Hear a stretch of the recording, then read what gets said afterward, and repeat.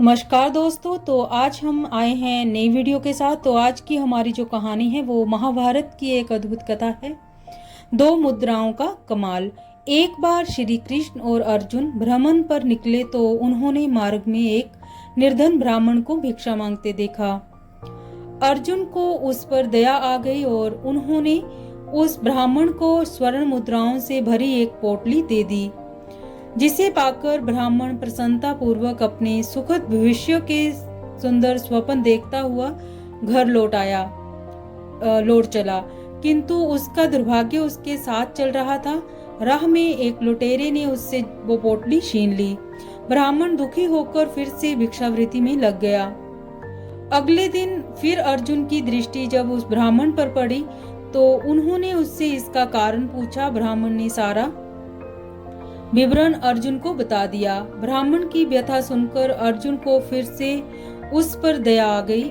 अर्जुन ने विचार किया और इस बार उन्होंने ब्राह्मण को मूल्यवान एक मानिक दिया। ब्राह्मण उसे लेकर घर पहुंचा। उसके घर में एक पुराना घड़ा था जो बहुत ही समय से प्रयोग में नहीं लाया जा रहा था। ब्राह्मण ने चोरी होने के भय से मानिक उस घड़े में छुपा दिया, किंतु उसका दुर्भाग्य दिन भर का थका मांदा होने के कारण उसे नींद आ गई। इस बीच ब्राह्मण की स्त्री नदी में जल लेने चली गई, किंतु मार्ग में ही उसका घड़ा टूट गया। उसने सोचा घर में जो पुराना घड़ा पड़ा है उसे ले आती हूँ। ऐसा विचार कर वह घर लौटी और उस पुराने घड़े को लेकर चली गई। और जैसे ही उसने घड़े को नदी में डुबोया वह मानिक भी जल की धारा में बह गया। ब्राह्मण को जब ये बात पता चली तो अपने भाग्यों को कोसता हुआ वह फिर भिक्षावृत्ति में लग गया।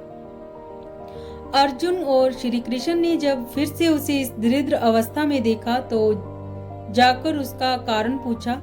सारा वृतांत सुनकर अर्जुन को बड़ी हताशा हुई और मन ही मन सोचने लगे, इस अभागे ब्राह्मण के जीवन में कभी सुख नहीं आ सकता।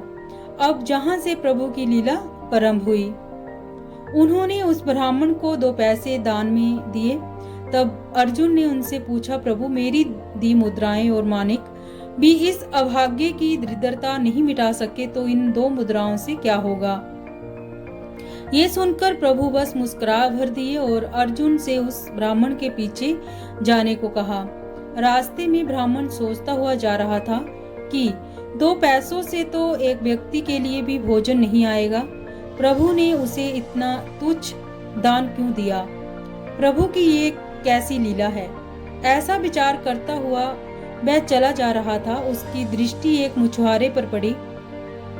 उसने देखा कि मछुआरे के जाल में एक मछली फंसी है और वह छूटने के लिए तड़प रही है। ब्राह्मण को उस मछली पर दया आ गई। उसने सोचा, इन 2 पैसों से पेट की आग तो बुझेगी नहीं, क्यों ना इस मछली के प्राण ही बचा लिए जाएं।